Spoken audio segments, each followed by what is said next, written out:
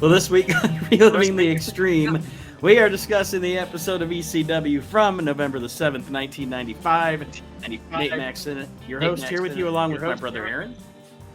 Hello. And Mr. Chad Austin. Hey, guys. Chad was having a little vent before we went on the air. But you can always hear that stuff on Patreon. Let me just put it that way. I put that. Yeah, please pay for that shit, dude. It's no holds barred on the Patreon show. I don't edit anything out on that. So I know, like Nate, tell these people, like literally the stuff that we talk about on this Patreon thing. It's well worth paying for, because you're going to hear personal problems. You're going to hear before the show shit. You're going to hear, stuff that you might even say we can't even talk about on the show. You know what I mean? Yeah. Some of the, to be honest, again, it's patreon.com/Reliving. But the unedited shows, sometimes if you hear this show and it's 55 minutes to an hour long, the unedited shows usually an hour 20, hour 30. So there's a lot more of this show than you actually hear on the regular podcast edition. So if you like what you hear here and you want to support us, it's $5 a month. Yeah, how can you not? Like I listen to a lot of shows, a lot of dribble, and none of them are hardly any. They're not funny. I'm not even sure they're trying to be funny. You know what I mean? Like if they are, they're not. And I'm just like, dude, there's so many shows out there, and I'm like, dude, we are like one of the best shows that they give you not only just like content, from what we're covering, the ECW shows, what we're covering, but we give you humor, we give you, a life perspective, And sometimes instead of ECW, we're talking about Ernie Ladd or syphilis, something. Well, I mean, I can't remember Ernie Ladd. No, I wasn't implying that Ernie Ladd had syphilis. Okay. Ernie Ladd's got syphilis? Dude, post that. So what took him? Like that trending. Is he even still alive? Ernie Ladd died of syphilis. When? I've been slandered, Mr. Television. Mr. Wrestling Syphilis. I come out here every time, Mr. TV announcer, and I got Mr. Wrestling Syphilis out here. That's going to be my new gimmick. Mr. Wrestling didn't have syphilis. He was just itchy because he was wearing wool tights. Because he wore wool tights? Yeah, because he's old as fuck. Like he still used that old ass like 1950s like cleaner. Yeah, I don't know. I have no idea what it's Gold called. Bond? What's that? Gold Bond? Whatever. Yeah, he washed his tights with that. That's why he's always scratching his ass. He's using powder detergent. Fucking idiot. Mr. Wrestling.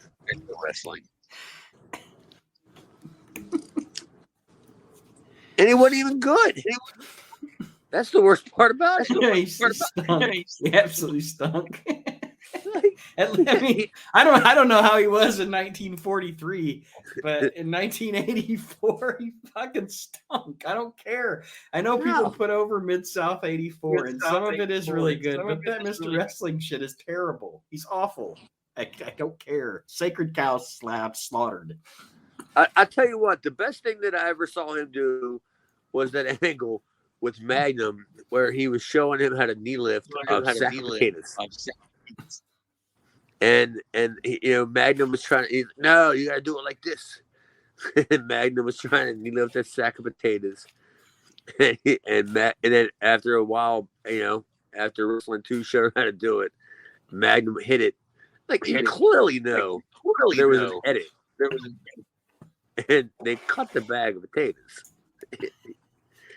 Because they showed like a couple like in the background. And when he came back, Magnum knee lifted a bag of potatoes. and they all just fell out. Yeah, I got some art to the business. Right around there. Aaron, anything on Mr. Wrestling 2? Fucking idiot. No, he has nothing on Mr. Wrestling 2. Like, his best run was in Georgia, and that was like fucking 43 years. You know, after his prime. Fuck Mr. Wrestling 2. Fuck my wife. Well, like I said, this week we're talking about ECW from November the 7th, 1995. We opened the show with footage from last week's title match with Mikey winning the title from the Sandman. And then Joey gives us an intro to the show as we're headed toward November to Remember. And then it's JT Smith versus El Puerto Ricano. All right, well, who wants to start? All I wrote down is JT trips getting in the ring, screws up a moonsault, and beats the dude with a slingshot powerbomb. And of course, he's doing the FBI thing. He's in the Italian gimmick now. And Joey, yeah, but this is the beginning of it. Like he's actually trying to be in the FBI at this point. And then he trips over. Like, I loved El Puerto Ricano. Like, I thought he was a great kid, man. Like, I couldn't put that kid over. Like, that kid was like, "You're Chabu." No, I'm just a guy that works here, man. You know what I mean? And I kept putting him over for enhancement matches all the time. Strong. Mm-hmm. No, I was just strong. Happy. Okay, Aaron, your thoughts on this JT Smith thing? Well, I'm trying to figure out our technical difficulties here. I'm having some technical difficulties on my end. Sorry, guys. Don't have. Well, the Italian gimmick's fun and him falling down and shit. I mean, it's good for the fans to interact with. So, I mean, he's doing his job. It's great live, right? Yeah. And I mean, he's in like really good shape. I mean, there's not really, other than when he was a babyface, it sucked because he was terrible at talking and he was goofy and everything like that. But it works for him as a heel. That's when JT JT left for a while, and he moved to Virginia. And then when he moved back, like, he was in great shape. Mm-hmm. And that's when Paul decided to do the deal, or what he did with the FBI kind of thing, whatever. Because he's like, why not use JT? Because I was always a big JT fan. Like, he was always a big fan of mine. Mm-hmm. And if you're a big fan of mine, then I'll trump you. You know what I mean? Yeah, give him a chance, dude. And he came back and he did the FBI gimmick. Boy, did he. Well, this match is it's pretty much I don't know. I don't want to say it's a way to get JT over, but it's a way to get JT's new gimmick over. But on top of that, it's a way to, at the end, ultimately get over the Sandman, because the Sandman comes out and attacks both of these guys and canes the shit out of them. As the story here is, the Sandman is super pissed off that he lost the title last week. Or I guess this is the same night. And they do acknowledge that. The Sandman's pissed off about that, so he's going to take it out on the roster, and these are the first two victims of the Sandman. Yeah, I mean, JT was just fodder, for the Sandman. Like, that was all. Like, that wasn't going anywhere. You know what I mean? Later on. So yeah, it was just for the Sandman, dude. That guy fucking beats the shit out of people. Jesus Christ. The next one after this one's even worse. Because after that, we get Dances with Dudley, D.W. Dudley against Hack Myers. And they don't even really get to have much of a match before Sandman comes out. And he fucking waylays on those two cats. With the, dude, with I was excited. I was excited for this. Like, when I saw this, I was like, oh my God. Hack Myers is going to get a match with D.W. Dudley.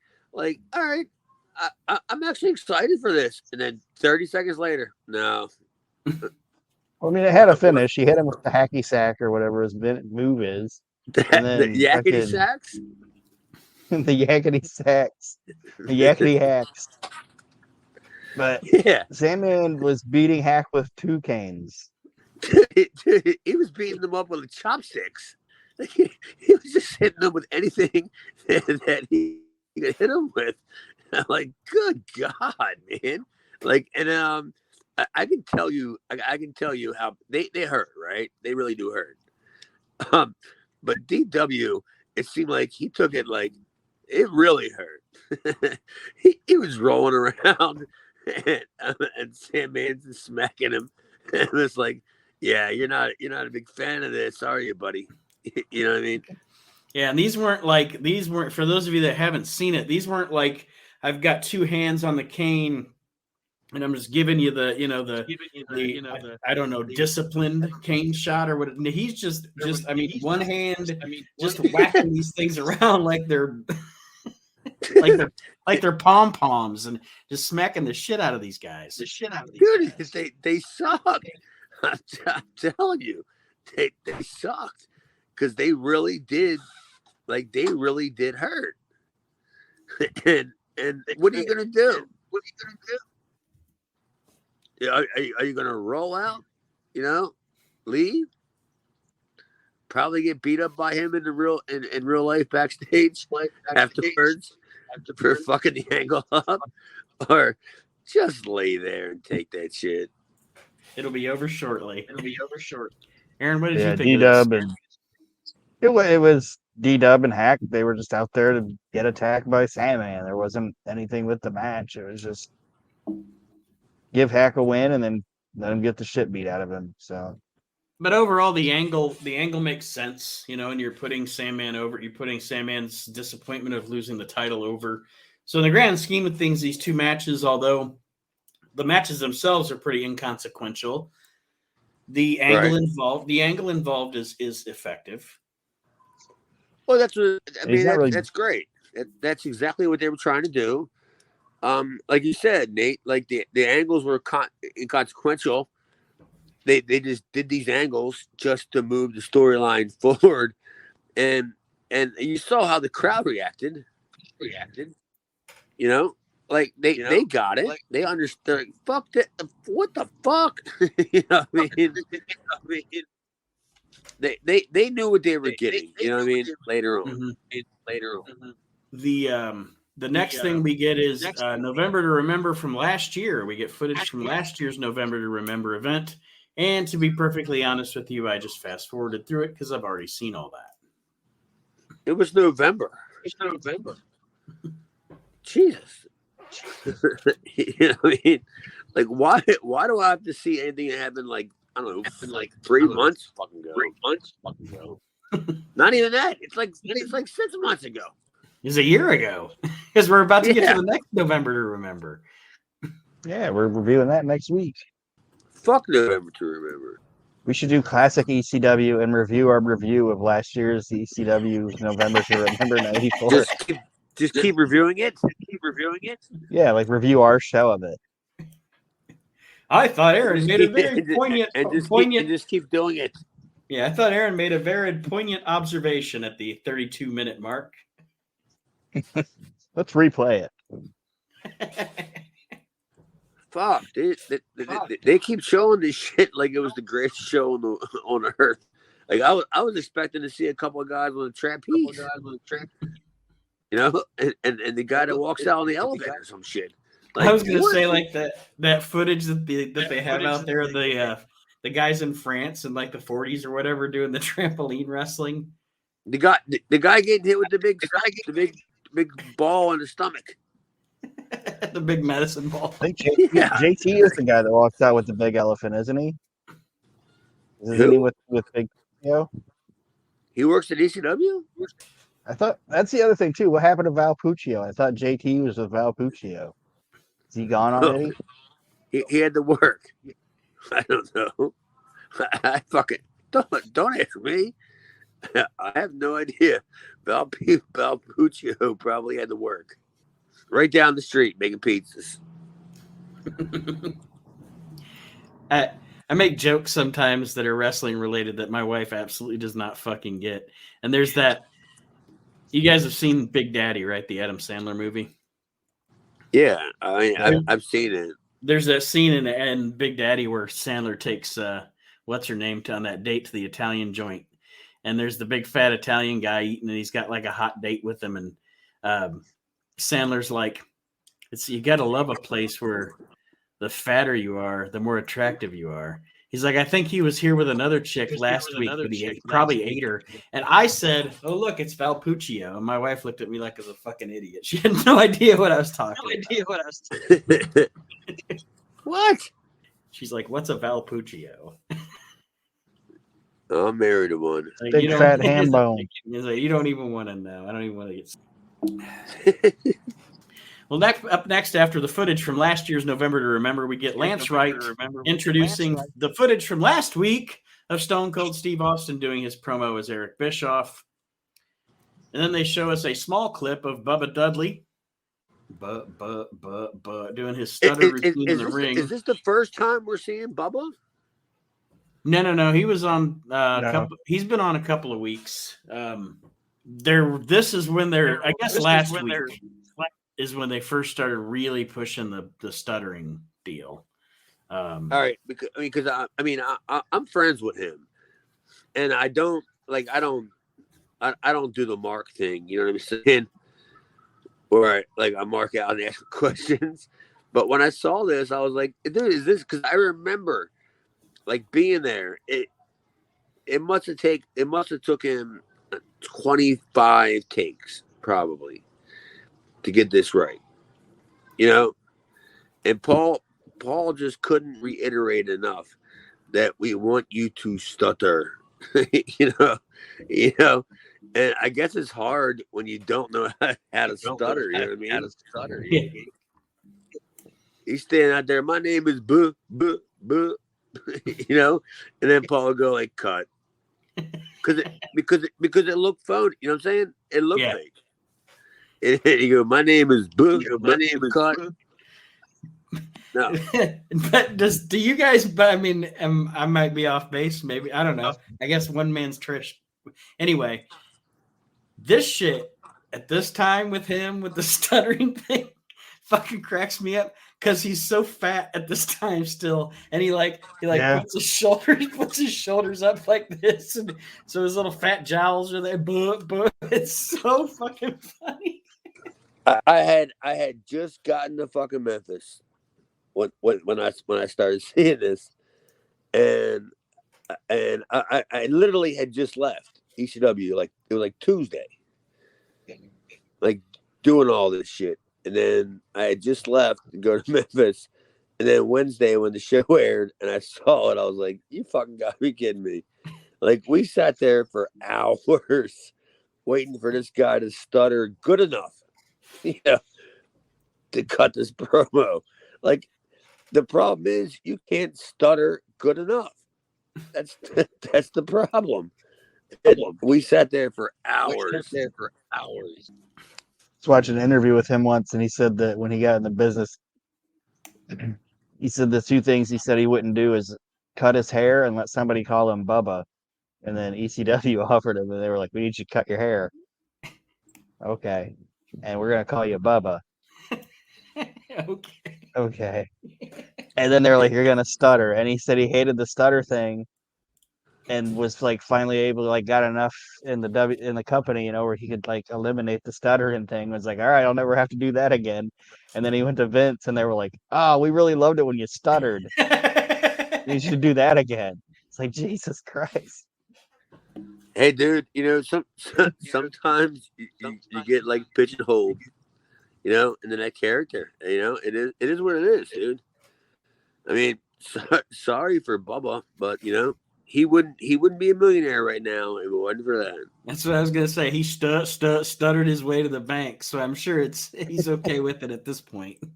Yeah, I'm sure he is. And now he's in great shape and gets to bang Velvet Sky. So. No, that's been way broken up. Has it? Yeah, well, that's Well, been he got that's a been banger then. yeah, that's been I don't that's keep been up like with 6 him. months So. at least. Oh. Okay. Well, I mean, he got the banger at least. I'm More than I paying can a bill. say. I'm paying a bill. At least I think I am. She told me she was.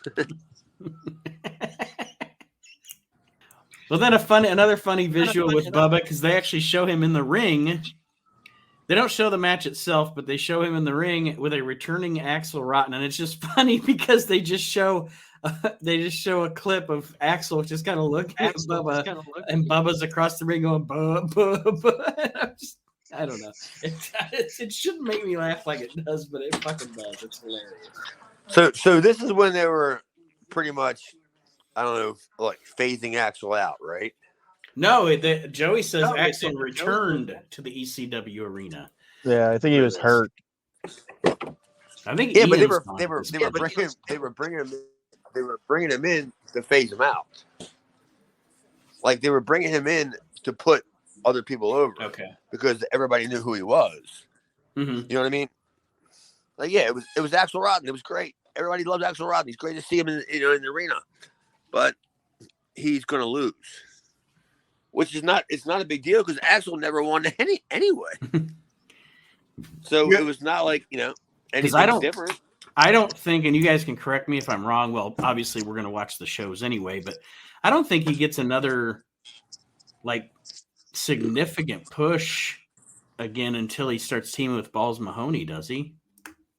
Nah, this is when, I mean, I don't want to pull the curtain back like way too much. But this is when Axel started having his problems. Mm-hmm. I was there. I was with him. I wouldn't even say this if I wasn't there.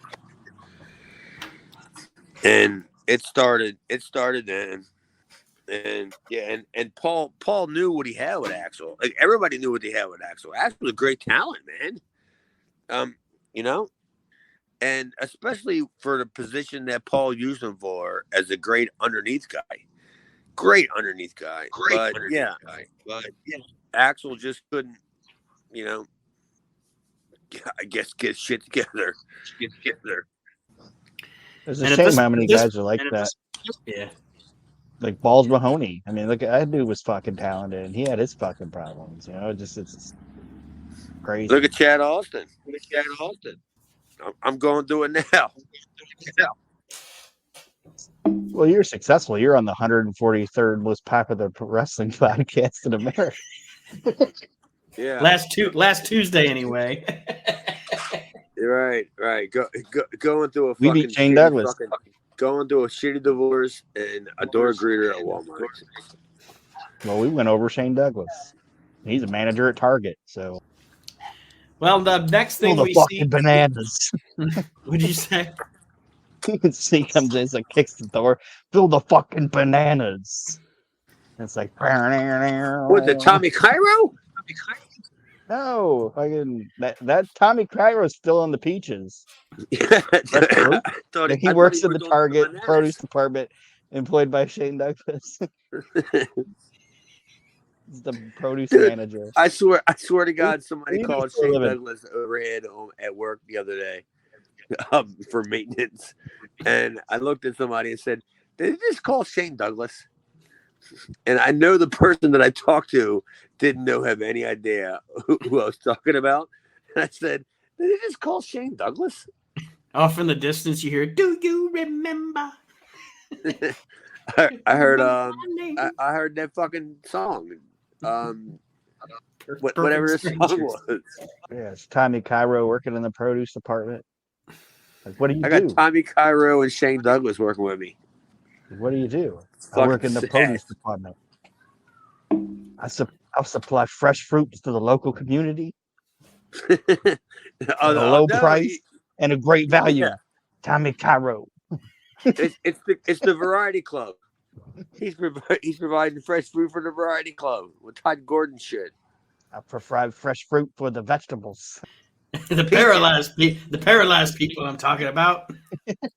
Yes. I got peaches. Handy capable, I believe we call it now. I call him fucking stupid. Fuck the handicap. Fucking idiots. Speaking of handicap, Rocco Rock's up next. Yes, it's Rocco Rock versus Scorpio. And in this match, there's a lot of convoluted things going on with the titles at this point.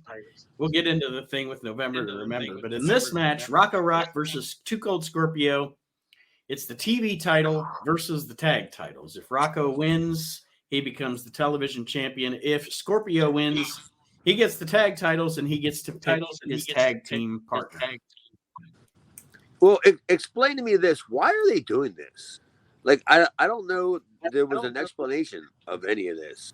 They don't give an explanation. At first, because they didn't show the footage when they first did it. At first, I thought, maybe they promised a tag team title match or something, and Johnny Grunge didn't show up. But Johnny Grunge is out there, so I don't know.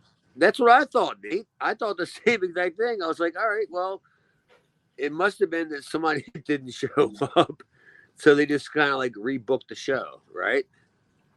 But no, this was their intention from the beginning. And like I said, we'll get into it when I start talking about Joey discussing what's going to happen at November to Remember. But this is the beginning of a long, convoluted thing they're doing with the championships here that somebody thought this was a good idea. And I kind of disagree. But, I mean, it is what it is. Yeah, Aaron, we all kind of disagree, right? Aaron, your notes on the match itself? I did think it was funny. The crowd was chanting, "Hey, champ. Hey, champ." That was funny. And then when Scorpio tried to get him to do it, they chanted, "Hey, chump." And that was kind of funny. That's what my what's that called on the screen? The words, like that's what it was saying. Yeah, it was saying, "Hey, chump, hey, chump." I'm like, why are they chanting? You know what I mean? Like. You can say, like I said, they chanted, "Hey, champ." The crowd was going crazy, but they were chanting, "Hey, chump." Yeah, they were chanting it Too Cold because they started chanting, "Hey, champ" at Rocco. Did you guys notice when Scorpio was trying to do that moonsault off the Eagles and the cameraman was too close? And he kept trying to get him to back up. I have that. It was like right in his face. And then you actually literally hear somebody say, "Back the fuck up." Too Cold doesn't say it, but you hear like somebody in the nest go, "Back the fuck up." Yeah, I have Paul. I don't know, but I have in my notes here. The cameraman can probably smell Too Cold's mustache, right? Because he is so close. And Too Cold's trying to moonsault. But that fucking ass, dude. That guy's got an ass. Jesus. Jesus. Yeah, that cameraman being all up on him and everything, and then you hear that guy in the background, "Back the fuck up," and then the guy backs up, and then he hits a beautiful moonsault through 2 fucking tables, and it's a really good looking fucking spot, but it just got kind of fucked up because that cameraman, like Rocco should have been on those tables. Got a great moonsault, man. Perfect. Yeah, picture perfect. And that superplex with the table not breaking, that looked like it hurt like fuck. Like that looked like it hurt. That's the worst. Is when the table don't break. I'd much rather have table break. Because you just take a bump, you know? Right. But when it doesn't break, you just go, "Oh." And then you hear the other guy go, "Oh." You know? Like you hear somebody go, "Ugh." Yeah. That's the table not breaking. Then the table's on fire, which they clip out how it became I mean, I know how it caught on fire, but like they don't even show it get set on fire. I put that down too here. Like whoever edited this match didn't edit it. I understand editing it for time. I get it. But whoever edited it did not edit well because it's very choppy. It just goes from like, I don't know, a suplex like they're to down. Now they're on fire. Like they're yeah, they do the superplex to the unbroken table. And then they're both down, and then it's just like boom, they're both back up, table's on fire. Rocco drive-bys the flaming table, catches himself on fire, and then they accidentally catch Too Cold on camera putting out his opponent. So Joey just has to go, "Oh, Too Cold helping out Rocco." He's all fucking like Rocco's all like slapping him with his shirt and shit. Like it's the other guy. You know what I mean? Like, why are you putting the other guy out? You set the table on fire. You know? You did the spot. Yeah, and now, like Aaron said, Joey tries to cover for it, and he's like, Too Cold Scorpio is showing compassion for his fellow man, and blah blah blah, and he's just trying to cover for the fact that Too Cold got caught on camera doing that shit. Because Rocco's gym shorts went up. It's like, you're wearing fucking and ones, motherfucker. What do you think's gonna happen? Why are you gonna suplex or dive into a fucking fire wearing and one shorts? You fucking moron. way before and one short. Fuck. But then Too Cold instead pins Rocco Rock, wins the title, or wins the tag titles, and Sandman shows up very quickly to claim. I wonder if, and you guys tell me if I'm wrong, do you think that the intention was this premeditated by I'm talking about in psychology, by Too Cold's character? Was Too Cold's character supposed to have already planned that Sandman was going to be his partner, or did he give him the belt because he thought Sandman was going to cane him like he's been caning everybody else? No, it's because Scorpio was going to leave. Like, Scorpio was going to go back to WCW. I remember all this. Like, yeah, it was like Scorpio was like he literally had told Paul that he got a call, and they made this, I don't know, at the time the offer, it was great, and he was gonna leave. And Paul was like, we got this story. Can you stick around? And Scorpio said, he called. I don't know who it was, but yeah, Scorpio said he'll stick around for like 3 months. Well, he has now proclaimed himself. He and Sandman are now the tag team champions, and he has proclaimed himself to Gold Scorpio. So Scorpio is now the TV champion, and he is also one half of the tag team champions with Sandman. And now we're going to get into this very convoluted thing that's coming up at November to Remember. Good Lord. It is going to be the Public Enemy versus Too Cold and Sandman, TV title versus tag team titles. So if one of the Public Enemy pins Too Cold, they get the TV title. If Too Cold and Sandman win, they keep the tag team titles. But the winner of the pinfall in that match later in the night will face Mikey for the ECW title. So theoretically, somebody could walk out of November to Remember with all 3 championships. Well, it sounds great on paper, right? When you have to over-explain something in the wrestling business, it's a bad idea. You know what, Aaron? You said it best, because that I wasn't even trying to say that, but yeah, if you have to over-explain it, that everybody could. I don't know what you're talking about. I don't know what's going on. I'm a dumb wrestling fan. And I just watch it, like you guys do and everybody else does. But then I'm going, what are you saying? If this guy loses, he could, what? You know what I mean? So, yeah, you're right. You like, they over fucking, it's just too much. It's just too much. And to even complicate matters further, Joey mentions that the night before November to Remember, and I think it's Jim Thorpe, Pennsylvania, Mikey will be defending the ECW title against Rey Mysterio. So there could be a new champion, a new heavyweight champion, or whatever, world champion coming into November to Remember as well. So they're setting up this whole title situation for the November to Remember weekend. It's always a big weekend, man. Always a big weekend. It started, 93? 93, yeah. And I don't even think they even intended it to be like a must see. Like, you know what I mean? I don't think that they intended it to be a must see thing. It just happened that way. But yeah, but it's great because then you got a groundswell. You know what I'm saying? You got people that they're kind. They want to see this nonsense. Aaron, any thoughts on that before we move on? Nope.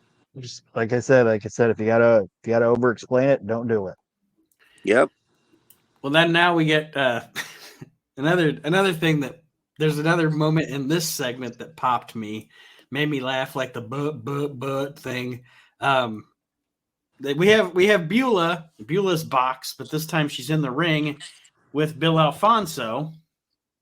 No, Todd Gordon. I'm sorry. Yes. If Fonzie blindsides Todd Gordon, which causes Beulah to get pissed, that Fonzie is disrupting her interview segment. The thing that made me laugh, and Aaron, you can go into the stuff here, but I thought it was funny when Fonzie was just like, "You're a big whore." Well, that's later. First, he calls her a slut and says she's giving it away in the locker room, and then that was the best. And then they have a big fight, and then that's when he's like, when they separate him and everything, he's like, Beulah McGillicuddy, she's a big whore, just a whore. Fucking, he sounded like fucking Janice Ray Rossi. Liotta's wife, and yeah. You have a Beulah whore McGillicuddy. 7. Beulah McGillicuddy, C7, a big whore, a big whore. Is this the superintendent? You got a whore living with you. Yeah, dude, that totally popped me. Like, I was pretty much dozing off watching this, and when I heard that, I was like, dude, that's fucking classic. And it was funny when Joe went, cat fight. Yeah, cat fight. It's a woman and a man, and he's like, cat fight. Yeah, Bill Alfonso, man. Like, I never met him before ECW. And never had the, never even had like the, never I even wanted to meet him. And when he got to ECW and he started doing all that shit, like I walked over to him and I was like, dude, you're you're the fucking man. Like, like you're getting heat, that we can't get, like I can't get this heat, You're going out and telling everybody the fucking state athletic commission, which there wasn't any. You know what I mean? He's going out there and he's shutting down shows and shit. And I was like, dude, I said, you're like the biggest heel in the business. Like, what time? This is like 1995. Mm-hmm. What? Like, who was the bigger heel, Mr. Hughes? Vader. And then there's guys. There's guys in the wrestling business that, like, I don't know Bill Alfonso, but I'm assuming he was a fucking out of control maniac in real life. He was. But there's guys like that I'm like, this guy knows Vince McMahon. Like, Vince McMahon has had interaction with this human being. Like, it's insane. Like, I don't know. Just like that guy interacting with Vince and then the guy walking away. I'd love to hear what like Vince said after he left. Dude, it's exactly what you would think he would say. Like when the guy walks out, he's like, "What the fuck is that guy doing?" You know what I mean? And that's exactly what he would say, because that's exactly how it was with Paul. It was, all right, Bill. You know what I mean? Like, Bill, he's got like fucking piles of cocaine, like all over the place. Anybody see my other pile of cocaine? The other, I think the piles combined. The last time I saw one, it was upstairs. But I wasn't really looking for your piles of cocaine. You know what I mean? Yeah, I could just totally believe Vince just said, "All right, man," when he walked out and just shook his head. Just like, yeah, that's a lunatic. Yeah, that guy's fucking nuts, dude. Like he's afraid to fire him. Good thing he never worked for Herb Abrams. He might have lost him. Oh, he probably wouldn't even be alive. That's what I'm saying. Like Bill Alfonso and Herb Abrams together. Yeah, that's the next dark side of the ring. If Bill Alfonso and Herb Abrams would have been together, Bill Alfonso would have known where his other pile of coke went.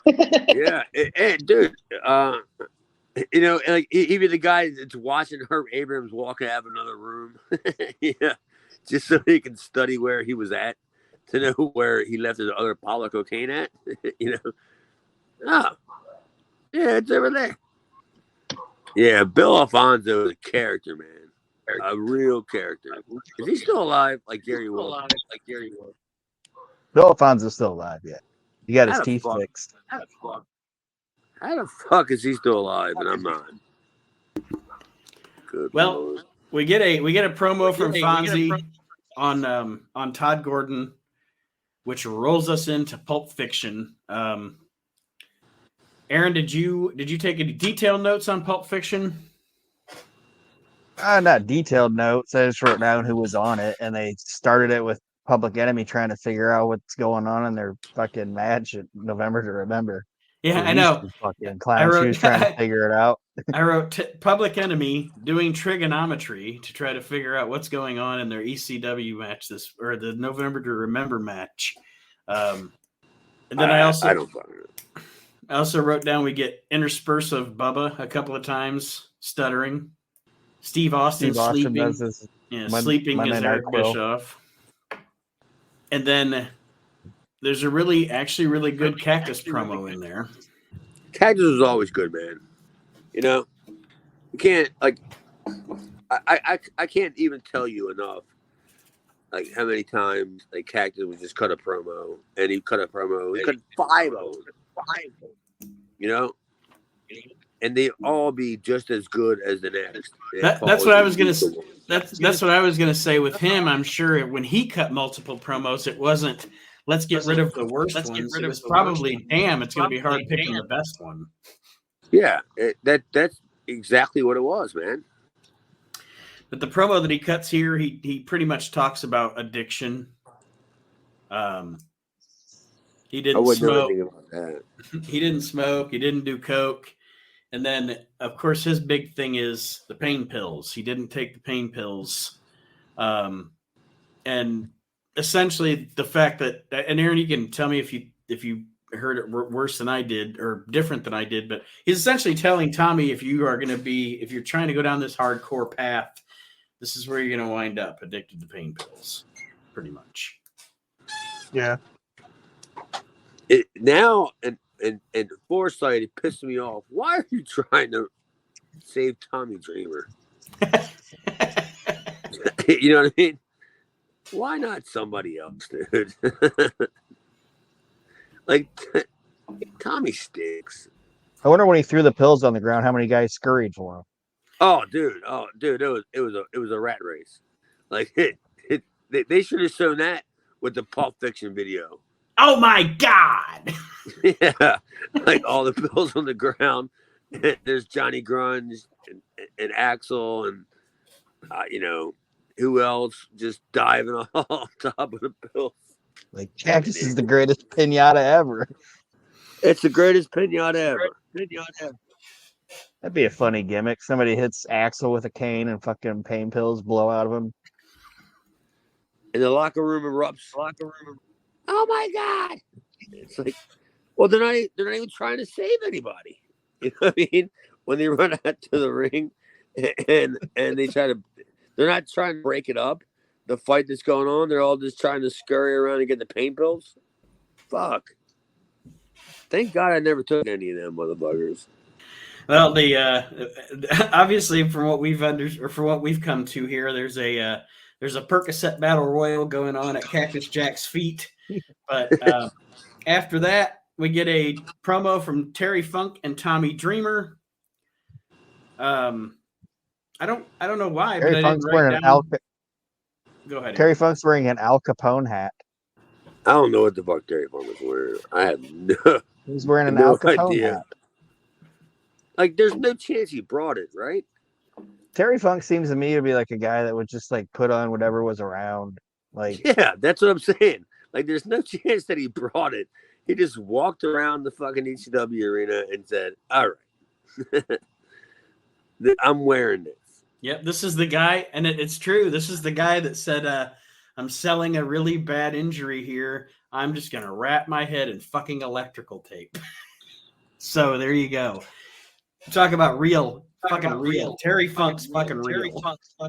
Yeah, I would just imagine that how my work would appreciate tomorrow if I just stumbled in and I had electrical tape, like you know what I mean, wrapped around my body, going, you wouldn't believe the night that I just had. Yeah, okay. Did they pay for that propane? Did that guy Did that guy pay for that Panama hat? They wouldn't fucking think two fucking shits about it if I walked in like that. But like, dude, I'm limping. I got crutches. I'm in a fucking wheelchair. I got some midget pushing me. And they were like, all right, well, can you still do your job? And Terry Funk is that guy. You can burn him, you can bite him, you can you know what I mean? You can beat him up, you can do all this. But guess what, people? He'll be there next week. This is something I thought of. I know Paul liked Tommy or whatever, but do you think he would have had such a thing for Tommy if Terry Funk didn't like him so much? Oh, you're asking. Like if there wasn't I think Tommy stinks. Well, that's what I'm saying. Like I'm saying, like if there wasn't a Terry Funk in ECW, do you think Tommy would even got? There would have had to have been somebody, right? There would have had to have been somebody they were going to push as a top B face. If not Tommy, then who? Right? I don't know. I'm asking. I'm not. I mean, I don't know either, but I think that I don't know, I'm sure he does in real life too, but Tommy owes like pretty much everything to Terry Funk, in my opinion. Yeah, pretty much. Like I don't think that crowd would have got into Tommy as much as they did if it wouldn't have been. Yeah, Terry's endorsement of Tommy Dreamer was very fucking important to Tommy Dreamer's career. Especially with that ECW crowd that really wanted to hate him. Yeah,